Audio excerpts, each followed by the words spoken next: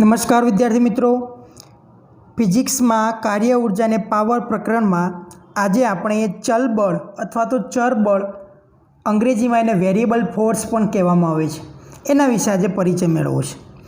पहलो तो प्रश्न आपणे एम थाय के चल बल अथवा चर बल शुं कहेवाय, तो ये समझवा माटे हूँ तमारी समक्ष एक एक्जाम्पल लऊँ। मानी लो कि कोई पदार्थ पर, विद्यार्थी मित्रों, कोई पदार्थ पर दाखला तरीके कोई पदार्थ पर F बराबर 2x जेटलू बल लागे छे अने ज्यारे आ बल लागे छे पदार्थ पर त्यारे पदार्थ x बराबर 1 थी लईने x बराबर 3 सुधीनु शुं करे छे, स्थानांतर करे छे। तो पदार्थ पर थतु कार्य शोधो। हवे आपने तो प्रश्न थाय कि अहींया एक्स नु मूल्य 1 थी लईने 3 सुधी बदलातुं रहे छे, एटले के एक्स नु मूल्य अहींया 1 मूकवामां आवे तो बळनु मूल्य अलग मळे छे, एक्स नु मूल्य अहींया 2 मूकवामां आवे तो बळनु मूल्य कंईक अलग मळे छे, एक्स नु मूल्य अहींया 3 मूकवामां आवे तो बळनु मूल्य अलग मळे छे। एक्स नु मूल्य आना वच्चेनी कोईपण संख्या, दाखला तरीके 1.5 लो छो तो पण बळनु मूल्य अलग मळे छे। एटले के अहींया नानामां नानो अलग अलग स्थानांतर लेवामां आवे, एक्स बराबर 1.5 लो, एक्स बराबर 1.2 लो, तो एने अनुरूप बळना मूल्यमां फेरफार थाय छे। एटले के अहींया बळ अचल रहेतुं नथी। अहींया शुं थाय छे, एक्सना मूल्यमां फेरफारनी साथे साथे एना मूल्यमां पण फेरफार थाय छे। एटले के आ बळ केवुं कही शकाय, चल बळ कही शकाय। चल बळनो मतलब एवो कही शकाय कि जे बळ अचल न रहे एवुं बळ कही शकीए आपणे। ख्याल आवे छे विद्यार्थी मित्रों? अहींया शुं थाय छे, बळ अचल रहेतुं नथी। एटले के आना उपर थतुं, एटले के पदार्थ उपर थतुं कार्य W बराबर Fs cos थीटा आ सूत्रनी मददथी शोधी शकाय नहीं। केम? केम के आ सूत्र माटे आपणे जे बळ वापरीए छीए ए बळ केवुं छे, अचल बळ छे। केवुं बळ छे भाई? अचल बळ लागे छे। एटले के आ ज्यारे सूत्र आपणे कार्य शोधવું હોય तो आ सूत्र त्यारे ज वापरी शकीए छीए के ज्यारे पदार्थ पर लागतुं बळ केवुं होवुं जोईए, अचल बळ होवुं जोईए। परंतु अहींया तो केवुं आपेલું छे, चल बळ आपेલું छे अथवा चर बळ अथवा तो वेरिएबल फोर्स कही शकाय। એટલા માટે आ प्रकारनी परिस्थितिमां कार्य शोधવું હોય तो आ सूत्र वापरी शकता नहीं।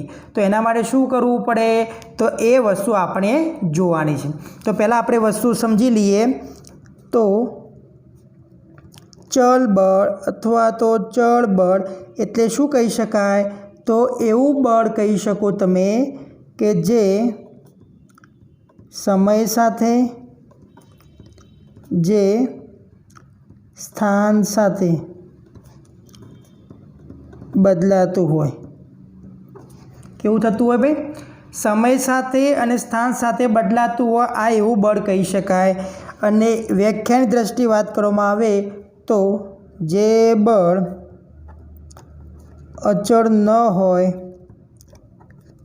तेवा बळने चल बळ कहे छे। ख्याल आवी गयो? हवे मगजमां बेसे छे। ज्यारे ज्यारे चल बळनी वात थती होय त्यारे हमेशा याद राखवुं कि बळ क्यारे अचल हशे नहीं। ओके, आटलुं वस्तु खास याद राखवानुं। तो पछी आ प्रकारना बळनी मतलब कि आ प्रकारनुं ज्यारे बळ कोई पदार्थ पर लागतुं होय त्यारे कार्यनी गणतरी अथवा तो कार्यनुं मूल्य आपणे कई रीते शोधी शकीए, तो एना माटे ज्यारे ज्यारे कोई पदार्थ पर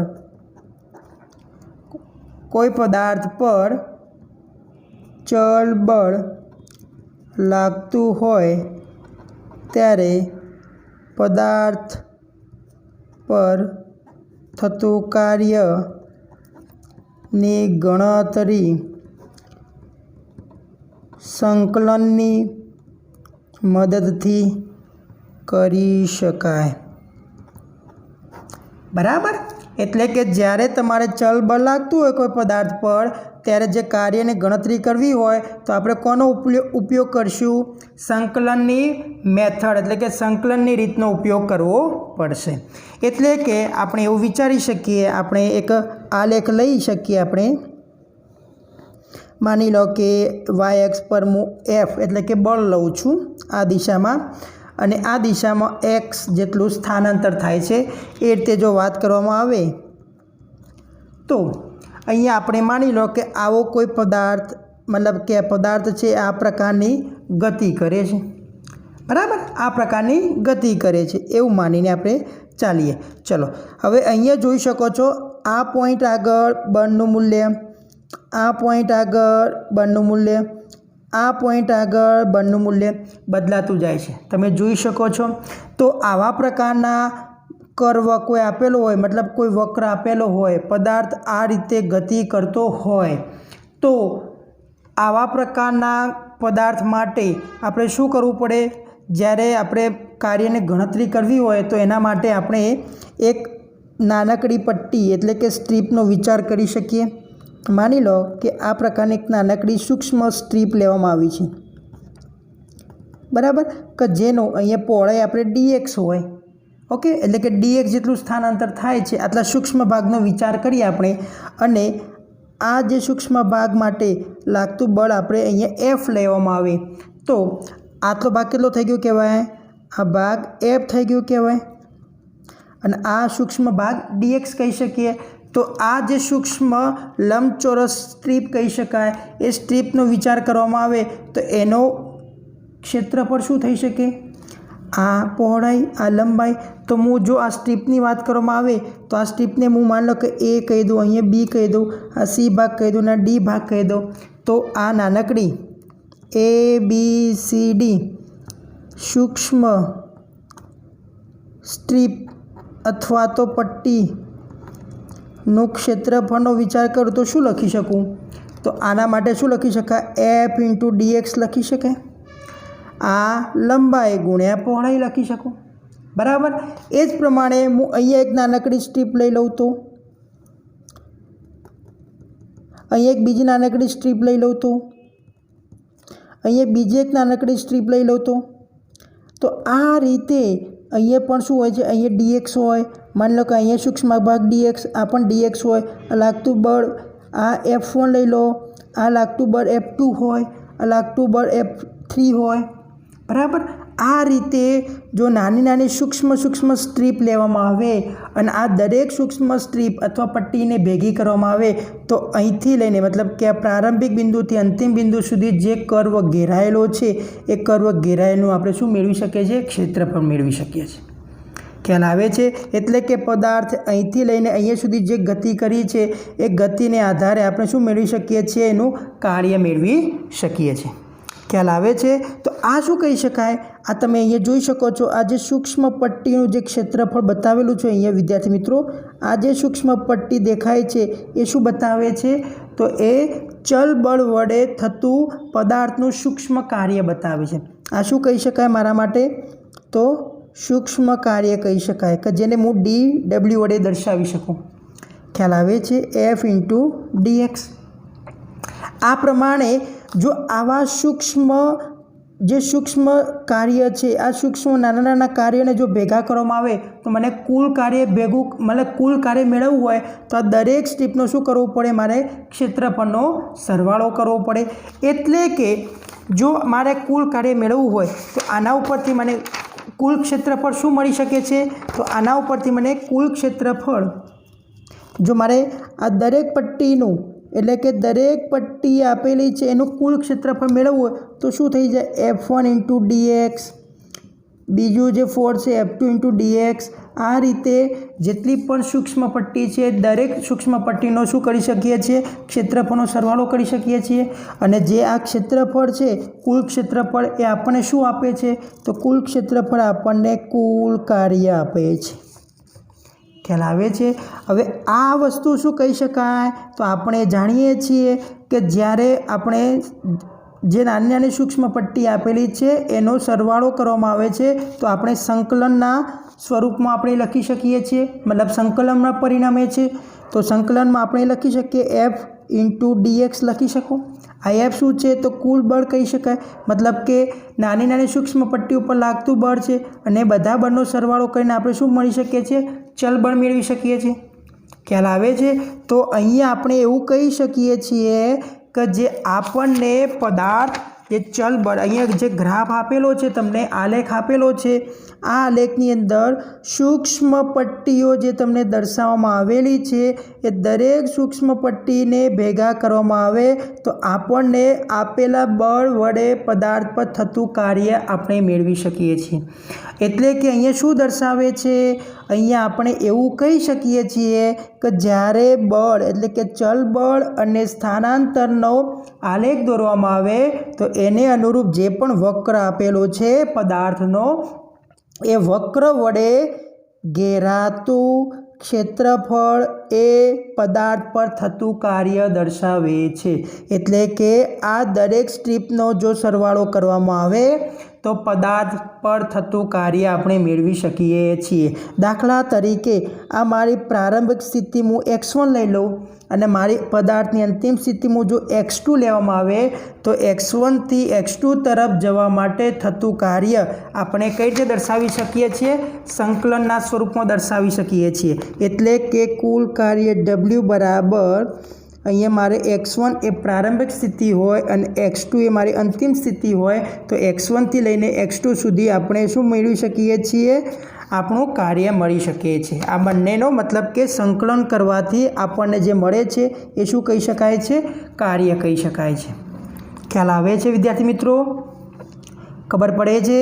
તો અહીંયા આ શું કહી શકાય કે જ્યારે પણ પદાર્થ પર લાગતું બળ એ ચલ બળ હોય ત્યારે પદાર્થ પર થતું કાર્ય આ સૂત્રની મદદથી શોધી શકાય છે। ખબર પડે છે વિદ્યાર્થી મિત્રો? આ શું કહી શકાય તો ચલ બળ એફ વડે પદાર્થ પર થતું કાર્યનું સૂત્ર દર્શાવે છે। બરાબર? આ વસ્તુ આપણે ખાસ યાદ રાખીશું, યાદ રહી જશે બધા વિદ્યાર્થી મિત્રોને। હવે આના ઉપરથી આપણે 3 મુદ્દા યાદ રાખવાના છે। પહેલો મુદ્દો, ચલ બળ એફ વડે પદાર્થ પર થતું કાર્યનું સૂત્ર। પહેલો મુદ્દો W બરાબર x1 થી x2 F ઇન્ટુ dx સૂત્રનો ઉપયોગ કરવો। બરાબર? આ વસ્તુ યાદ રાખવાનું। માની લો કે ચલ બળ નથી, એટલે કે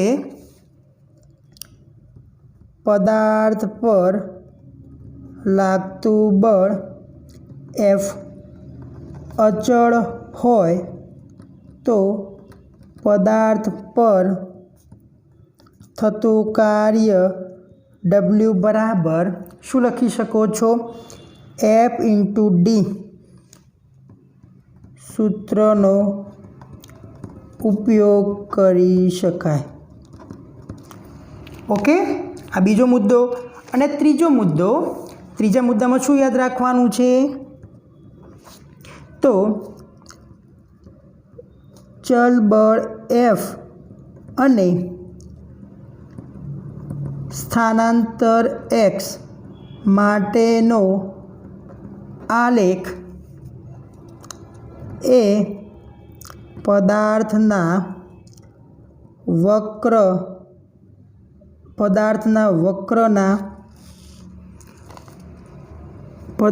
વક્રના ઘેરાયેલું ક્ષેત્રફળ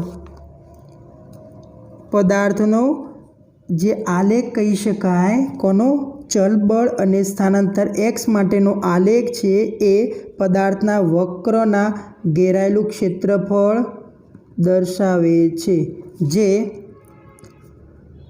પદાર્થ પર થતું કાર્ય કહી શકાય। ખ્યાલ આવે છે? એટલે કે તમને જે આ બળ વિરુદ્ધ સ્થાનાંતરનો જે આલેખ આપવામાં આવ્યો હતો અને આવો જે પણ એવું જરૂરી નથી કે આવો જ કર્વ હોય, કોઈ પણ કર્વ હોઈ શકે, પરંતુ આ જે કર્વ આપેલો હશે એટલે કે વક્ર આપેલો હશે એના વડે જે ઘેરાતો પ્રદેશ કહી શકાય, આ પ્રદેશનું જે ક્ષેત્રફળ દર્શાવે છે એ આપણને શું આપે છે? કાર્યનું મૂલ્ય આપે છે। બરાબર? દાખલા તરીકે તમને આ રીતે આપેલું છે, આમ આપેલું છે, આમ આપેલું છે, તો આ પણ શું કહી શકાય? ઘેરાતો પ્રદેશ એ આપણને શું આપે છે? કાર્યનું મૂલ્ય આપે છે। ખબર પડી ભાઈ વિદ્યાર્થી મિત્રો? ખ્યાલ આવે છે? ચલો હવે આના રિલેટેડ આપણે એકાદ એક્ઝામ્પલ સોલ્વ કરીએ તો આપણને થોડો આઈડિયા આવી જાય કે આપણે કામ કઈ રીતે કરવાનું, પરીક્ષામાં આ થિયરી પર આપણને કેવા પ્રકારના પ્રશ્નો પૂછાતા હોય છે। દાખલા તરીકે આપણે એક એક્ઝામ્પલ લઈએ છીએ, તમને આવા પ્રકારનો કોઈ પ્રશ્ન આપેલો હોય, અહીંયા તમને બળ આપેલું છે એ ન્યૂટનમાં આપેલું છે અને અહીંયા તમને ડી એ મીટરમાં આપેલું છે સ્થાનાંતર। ઓકે, હવે તમને આ પ્રકાર એક અલગ પ્રકારનો આખો ગ્રાફ આપેલો છે,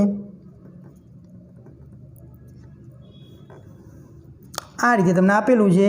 અહીંયા માની લો કે 0 છે, અહીંયા 5 આપેલું છે, અહીંયા 10 આપેલું છે અને અહીંયા આપણને માની લો કે અહીંયા પણ 10 આપેલું છે। ઓકે, તો હવે એમ કહે છે કે કાર્યનું મૂલ્ય શોધો, કાર્ય શોધો। આ પદાર્થ આ રીતે શું કરેલું છે? આવો એક વક્ર આપ્યો છે અને અહીંયા બળ કયું છે? ચલ બળ કહી શકાય। કેમ ચલ બળ કહી શકાય? કેમ કે એટલા માટે કે અહીંયા શું થઈ જાય છે? બળનું મૂલ્ય કોન્સ્ટન્ટ રહેતું નથી, અચળ રહેતું નથી, એટલે કે બળનું મૂલ્ય શું થાય છે? બદલાતું રહે છે। બરાબર ને? તો અહીંયાથી અહીંયા સુધી બળનું મૂલ્ય રહે છે, પાછું અહીંયાથી ઘટતું જાય છે બળનું મૂલ્ય, એટલે કે અહીંયા બળનું મૂલ્ય અચળ રહેતું નથી। એટલે આ કયું કહી શકાય આપણા માટે? કે ચલ બળ વડે થતું કાર્ય આપણે શોધવાનું છે। તો આના માટે શું કરવું પડે? તો આના માટે માની લો કે અહીંયા હું નામ આપી દઉં છું A B, અહીંયા C નામ આપી દઉં છું, અહીંયા D નામ આપી દઉં છું, તો આ જે પ્રદેશ કહી શકાય O A B C D, તો આ જે આખો વક્ર કહી શકાય, તો આના વડે ઘેરાતો જે પ્રદેશ કહી શકાય એનું જો તમે ક્ષેત્રફળ શોધો તો એ કહી શકું છું કે ચલ બળ વડે થતું પદાર્થ પર લાગતું કાર્ય કહી શકું છું। ખ્યાલ આવે છે? તો આ વસ્તુ આપણે ખાસ યાદ રાખવાની છે। ચલો એના માટે આપણે શું કરી શકીએ? તો જુઓ, આટલો ભાગ આપણા માટે શું બની જાય છે? લંબચોરસ બની જાય છે। આટલો આપણા માટે શું બની જાય છે? ત્રિકોણ બની જાય છે। લંબચોરસનું ક્ષેત્રફળ આપણે જાણીએ છીએ, ત્રિકોણનું ક્ષેત્રફળ આપણે જાણીએ છીએ, તો આ બંનેના ક્ષેત્રફળનો સરવાળો કરવામાં આવે તો આપણે શું થઈ જાય? આખો જે વક્ર આપેલો છે એના વડે ઘેરાતા પ્રદેશનું ક્ષેત્રફળ મળી જાય અને એ આપણે શું દર્શાવે છે? કાર્ય દર્શાવે છે। ઓકે, તો આપણે એવું લખી શકીએ છીએ કે વક્ર OABCD વડે ઘેરાતા પ્રદેશનું ક્ષેત્રફળ, એટલે કે લખી શકીએ આપણે OABD નું ક્ષેત્રફળ બરાબર વત્તા અહીંયા લંબચોરસ બતાવી શકીએ, નહીં બતાવી શકીએ ત્રિકોણ BDC નું ક્ષેત્રફળ। ચલો લંબચોરસનું ક્ષેત્રફળ શું થઈ જાય? લંબાઈ ગુણ્યા પહોળાઈ, આ લંબાઈ આ પહોળાઈ માની લો તો શું થઈ જાય? અહીંથી લઈને અહીંયા સુધીનું અંતર કેટલું છે? 10, ના કેટલું છે? 5, તો 5 ગુણ્યા 10 લખી શકો, વત્તા ત્રિકોણનું ક્ષેત્રફળ શું કહેવાય? 1/2 પાયો ગુણ્યા વેધ, આ પાયો કહી દઈએ તો 10માંથી 5 જાય તો 5 ગુણ્યા વેધ, એટલે ઊંચાઈ અહીંયા આટલી આપેલી છે, કેટલી છે? 5થી લઈને 10 સુધી, તો કેટલી ગણી શકો? અહીંથી 0થી લઈને 10 કહેવાય, તો આ થઈ ગઈ આપણી 10। ખ્યાલ આવે છે? આ કહી શકું મારે 50, આ કહી શકું 5 એટલે કે 25। ઓકે, તો 50 વત્તા 25 કેટલું થઈ જાય? 75। આ શું મળ્યું છે? તો આ ઘેરાતું ક્ષેત્રફળ એટલે કહી શકાય કાર્ય, અને કાર્ય શેમાં હોય? હંમેશા જૂલમાં। તો જવાબ શું આવી ગયો? 75 જૂલ। આવા પ્રકારના પ્રશ્નો અગાઉની પરીક્ષામાં પૂછાઈ ચૂકેલા છે, તો આ વસ્તુ ખાસ સમજો કે આ પ્રશ્ન આપણે કઈ રીતે ગણતરી કરવાની. આમાં ગણતરીમાં બીજું કંઈ છે નહીં, પણ વસ્તુ સમજવી જરૂરી છે. ઓકે, અહીંયા સુધી બધાને ક્લિયર થઈ ગયું. હવે આ તો વાત થઈ ગઈ વિદ્યાર્થી મિત્રો કે જ્યારે તમને આ પ્રકારનો આલેખ આપેલો હોય અને આલેખ ઉપરથી આપણે શું શોધી શક્યા, તો આલેખ ઉપરથી આપણને શોધી શકીએ છીએ આ રીતે જે કાર્ય મેળવવાનું છે, પદાર્થ પર થતું કાર્ય એ આપણે મેળવી શકીએ છીએ. પરંતુ હવે માની લો કે આપણે જે સૌપ્રથમ જે પ્રશ્ન જોયો હતો એ પ્રશ્નનું આપણે સોલ્યુશન કઈ રીતે મેળવી શકીએ છીએ. એટલે કે આપણે જે શરૂઆતમાં તમને પ્રશ્ન પૂછ્યો હતો કે ભાઈ F બરાબર 2x આ રીતે બળ આપેલું હોય અને આપણે એવું કહી શકીએ કે x1 બરાબર 1 મીટરથી લઈને x2 બરાબર 3 મીટર સુધીનું પદાર્થ સ્થાનાંતર કરે છે, તો કાર્યનું મૂલ્ય શું થાય. તો આના માટે આપણે કાર્યનું સૂત્ર કયું વાપરી શકીએ છીએ, તો આપણે જે ચલ બળ માટે જે સંકલનનું જે સૂત્ર હતું એ સંકલનના સૂત્રનો ઉપયોગ કરીશું. એટલે કે કાર્ય W બરાબર આપણે શીખી ગયા x1 થી લઈને x2 સુધી F ઇન્ટુ dx આવું લખતા હતા, બરાબર ને. ચલો, તો અહીંયા શું કહેવાય, x1નું મૂલ્ય કેટલું છે 1 અને અહીંયા 3, તો અહીંયા લખી શકીએ 1 થી લઈને 3 સુધી બળ શું આપેલું છે આપણને 2x ઇન્ટુ dx, બરાબર. હવે આ તો સંકલન આવી ગયું. સંકલનની અંદર તમે થોડો ઘણો પરિચય તો મેળવ્યો જ હશે, બરાબર.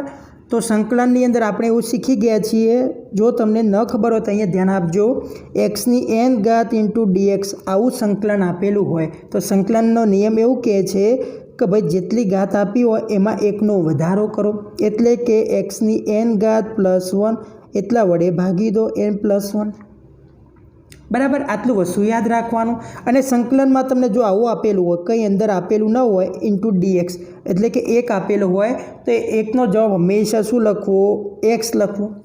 બસ આ બે વસ્તુ ખાસ યાદ રાખજો તો તમારો જવાબ મળી જશે. ચલો અહીંયા આપણે જોઈએ તો અહીંયા આપણે શું કીધું છે, ચલો અહીંયા આપણે 2 તો 2 તો અચળ કહેવાય, તો 2 ને બહાર કાઢી દો, 1 થી લઈને 3 x ઇન્ટુ dx કહી શકો, બરાબર ને. અહીંયા ચલ શું કહી શકાય આપણા માટે, x કહી શકાય. ચલ એટલે કે જેનું મૂલ્ય બદલાતું રહેતું હોય, અહીંયા બદલાય છે ને, જુઓ 1 થી લઈને 3ની વચ્ચે બદલાતું રહેતું હોય છે, દેખાય છે તમને. ઓકે, અહીંયા જોઈ શકો છો વિદ્યાર્થી મિત્રો, અહીંયા આપણે શું કીધું તો xની n ઘાત આપેલી હોય તેમાં 1નો વધારો કરવાનો. અહીંયા 1 ઘાત આપેલી છે તો એનો મતલબ શું થાય, 2 ગુણ્યા અહીંયા xનો 2 ઘાત એટલા વડે ભાગી દો. અને અહીંયા આપણને શું આપેલું છે, અધસીમા અને ઉધ્વસીમાની લિમિટ આપેલી છે તો આપણે એના વડે મૂકવી પડે. તો ઉપર શું રહેશે, ઉધ્વસીમા, નીચે શું આવશે, અધસીમા બિંદુ, બરાબર. હવે આપણે શું કરવાનું, તો 2 ગુણ્યા પહેલાં આ કિંમત મૂકી દો તો 3નો વર્ગ. જો આ બંને અને આ બંને તો કેન્સલ થઈ ગયા તો એ લખવાની જરૂર નથી.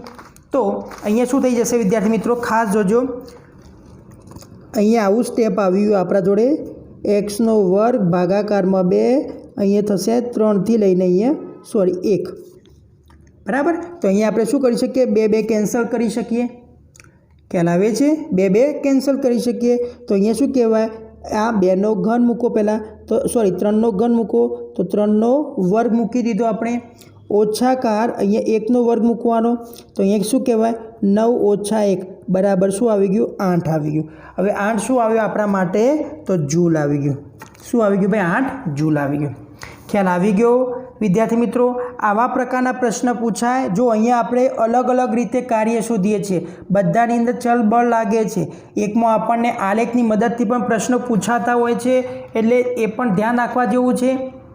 બીજી એક વસ્તુ કે જ્યારે તમને આલેખ ન આપેલું હોય, પદાર્થ x1 બરાબર આ સ્થાનાંતરથી લઈને x2 સુધીનું સ્થાનાંતર કરે છે, જ્યારે એવા પ્રકારના પ્રશ્નો આપેલા હોય તો પણ આપણે આ પ્રકારના સૂત્રની મદદથી આપણે શોધી શકીએ છીએ. ઓકે, ચલો આવો તમને એક હોમવર્કમાં એક્ઝામ્પલ આપું છું, એ તમારે હોમવર્કમાં પ્રેક્ટિસ કરવાની છે. માની લો કે તમને બળ આવું આપેલું છે, 0.5x આપેલું છે, બરાબર, 0.5x વત્તા 10 આપેલું છે, તથા પદાર્થ સ્થાનાંતર કરે છે x1 બરાબર 2 મીટરથી લઈને x2 બરાબર 5 મીટર સુધીનું સ્થાનાંતર કરે તો કાર્ય W બરાબર શું થાય. ચલો આ વસ્તુ તમારે મને શોધીને આનો જવાબ મને શું કરવાનો છે, કોમેન્ટ બોક્સમાં લખવાનો છે. કોમેન્ટ બોક્સમાં લખજો તો મને ખબર પડે કે કેટલા વિદ્યાર્થીઓને આવડે છે. જો આ એક્ઝામ્પલ તમને નહીં આવડે તો આપણે શું કરાવીશું? સોલ્વ કરાવીશું. ઓકે, ચલો હવે આપણે થોડો એનાથી એક સ્ટેપ આપણે આગળ વાત કરીએ. આગળ વાત કરી લે એટલે કે તમને હવે સદિશ સ્વરૂપે પ્રશ્ન આપેલો હોય તો એનું સ્થાનાંતર હવે આપણે કઈ રીતે શોધી શકીએ છીએ, હવે એ વસ્તુ આપણે જોવાનું છે. એટલે કે માની લો તમને પહેલાં હું પ્રશ્ન લખી દઉં છું. ખાસ સમજો વિદ્યાર્થી મિત્રો, જે રીતે પરીક્ષામાં પૂછાય છે એ રીતે થિયરી પરથી હું તમને પ્રશ્નો સોલ્વ કરવાનો પ્રયત્ન કરું છું તો તમારે દરેક કન્સેપ્ટ ક્લિયર થઈ જશે.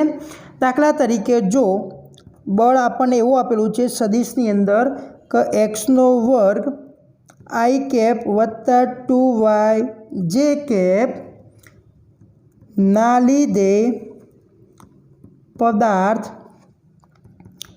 1, 2 થી 3, 4 સુધીનું સ્થાનાંતર કરે તો પદાર્થ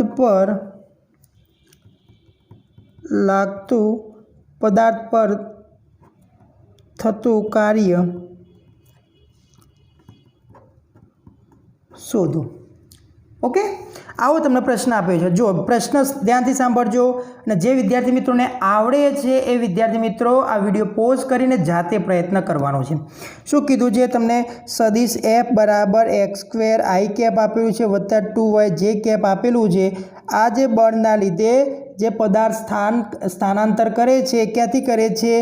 1, 2 થી લઈને 3, 4 સુધીનું સ્થાનાંતર કરે છે. તો પદાર્થ પર થતું કાર્ય શું છે? તો તમે આ શોધવાનું છે. તો આના માટે હવે શું કરશો તમે? તો પહેલાં વિચારો, વિડીયો પોઝ કરો, પછી તમારે મને કહેવાનું છે. જો અહીંયા વિદ્યાર્થી મિત્રો ન ખબર પડે તો અહીંયા જોઈ શકો છો સ્થાનાંતર દ્વિપરિમાણમાં થાય છે એવું કહી શકે ને. અહીંયા એક્સ અને વાય આપણને શું આપેલા છે? ઘટકો આપેલા છે, જોઈ શકો છો. તો આને સદિશ સ્વરૂપે લખવું હોય સ્થાનાંતર સદિશ, તો સ્થાનાંતર સદિશ તમે R1 લખી શકો. આના માટે પહેલા ઘટક માટે પહેલો જે બિંદુ આપ્યું છે તો એને શું કહેવાય? આઈ કેપ વત્તા 2 જે કેપ આવું લખ્યો છો. ચલો આ બીજા માટે તમે શું લખી શકો? R2 સદિશ. તો R2 સદિશ શું લખાય? 3 આઈ કેપ વત્તા 4 જે કેપ. આ રીતે લખી શકો કે ના લખી શકો? ઓકે, ચલો અહીંયા સુધી બધાને ખબર પડી ગઈ. હવે આપણે શું કરવાનું છે? ખાસ વસ્તુ યાદ રાખજો. આપણે એવું જાણીએ છીએ કે કોઈપણ બિંદુ માટેનો સ્થાન સદિશ આપણે જનરલી શું લેતા હોઈએ છીએ? તો જો x i cap y j cap અને ઝેડ કે કેપ આ રીતે આપણે લેતા હોઈએ છીએ, બરાબર. હવે જો આનું બંને બાજુ શું કરવામાં આવે? વિકલન કરવામાં આવે, મતલબ ફેરફાર લેવામાં આવે તો તમે આને આ રીતે લખી શકો dr સદિશ બરાબર delta x i cap delta y j cap અને ડેલ્ટા ઝેડ કે કેપ. આ શું લીધું આપણે? બંને બાજુ ફેરફાર લીધો. તો તમે આ રીતે લખી શકો કે ના લખી શકો? બરાબર. હવે આપણે સૂત્ર એવું ભણી ગયા છીએ, ખાસ સમજો. આપણે સૂત્ર શું ભણી ગયા છીએ? કાર્ય W બરાબર F × dx આવું ભણી ગયા છીએ. અહીંયા શું થાય છે? અહીંયા તમને સદિશ સ્વરૂપ આપેલું છે. સદિશ સ્વરૂપ આપેલું છે. સદિશ સ્વરૂપનો મતલબ શું થઈ ગયું કહેવાય? તમને એક્સ દિશામાંના ઘટકો વાય દિશામાંના ઘટકો આપેલા છે એટલે ક્યારે આપણે ડેલ્ટા એક્સ એવું લઈ શકીએ નહીં. કેમ ના લઈ શકીએ? ડેલ્ટા એક્સનો મતલબ શું તો કીધો છે? એક્સ દિશામાંના ઘટકનો ફેરફારની વાત કરવામાં આવી છે. પરંતુ અહીંયા તો જોઈ શકો છો તમે, અહીંયા બે પ્રકારના ઘટકો આપેલા છે એટલે આપણે અહીંયા શું લેવું પડે? સ્થાનાંતર સદિશ લેવું પડે.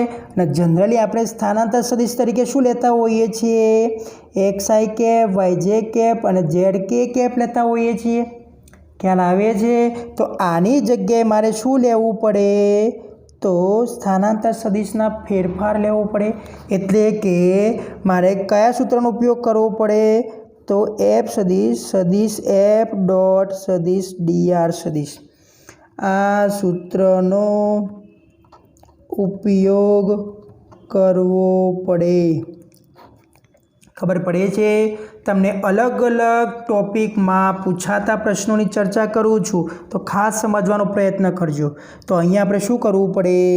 આની અંદર સદિશ એફનું મૂલ્ય મૂકો. શું આપેલું છે? એક્સ સ્ક્વેર આઈ કેપ વત્તા 2y જે કેપ ઇન્ટુ dr સદિશ એટલે શું કહેવાય? dx i cap plus DYJ વત્તા DZK. ખ્યાલ આવે છે? હવે આ બંને વચ્ચેનો અદિશ ગુણાકાર તો શીખી ગયા છીએ. આઈ વાળો જે અદિશ ઘટક હોય એનો ગુણાકાર કરવાનો, જે હોય એના આગળનો જે અદિશ ઘટક હોય એનો ગુણાકાર કરવાનો, એ વસ્તુ આપણે શીખી ગયા છીએ. તો અહીંયા આપણે શું કરી શકીએ? x² × dx વત્તા 2y × dy. અહીંયા જુઓ z ઘટક નથી તો અહીંયા કશું ના આવે, તો અહીંયા શું લખી શકો? 0 લખી શકીએ. ખબર પડે છે વિદ્યાર્થી મિત્રો? ચલો, હવે આ તો વાત થઈ ગઈ. એનાથી આપણે એક સ્ટેપ હવે આગળ વાત કરીએ. તો અહીંયા આપણને શું કીધું? અહીંયા સુધી આપણે પહોંચી ગયા x² × dx plus 2y × dy. બરાબર. હવે આ બંનેને આપણે અલગ અલગ સંકલન આપી શકીએ. dx plus 2y × dy. આ રીતે આપેલું હોય તો આપણે અલગ અલગ આપણે શું આપી શકીએ છીએ? સંકલન આપી શકીએ છીએ. હવે અહીંયા આપણે ખાસ સમજવાનું છે. અહીંયા તમને શું આપ્યું હતું? પદાર્થ સ્થાનાંતર ક્યાંથી કરે છે? 1 2 થી લઈને 3 4 સુધીનું સ્થાનાંતર કરે છે. તો અહીંયા જોઈ શકો છો, આ x ઘટક કહી શકાય, આ y ઘટક કહી શકાય. તો સ્થાનાંતર xમાં ક્યાંથી થાય છે? 1 થી લઈને 3 સુધીનું. અને વાયમાં ક્યાંથી થાય છે? 2 થી લઈને 4 સુધીનું.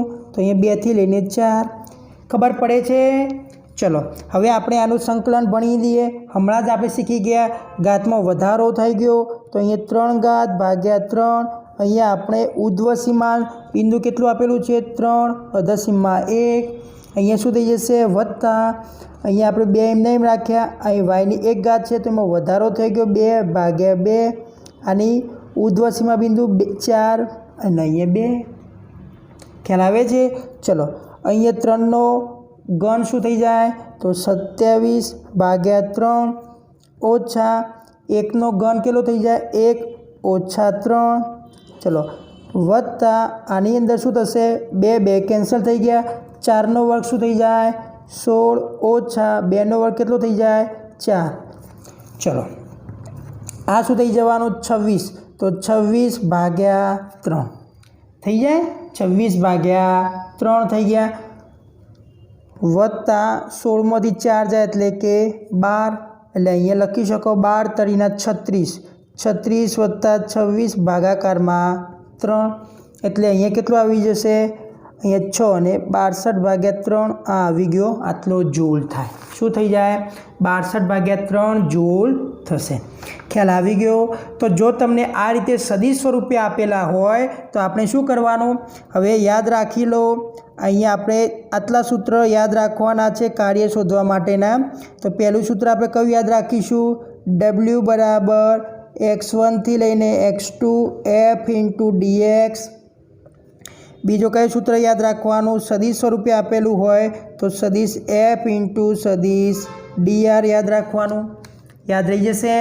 આ બે વસ્તુ ખાસ યાદ રાખવાનું. જે ત્રીજું સૂત્ર છે એ કયું છે? f × df.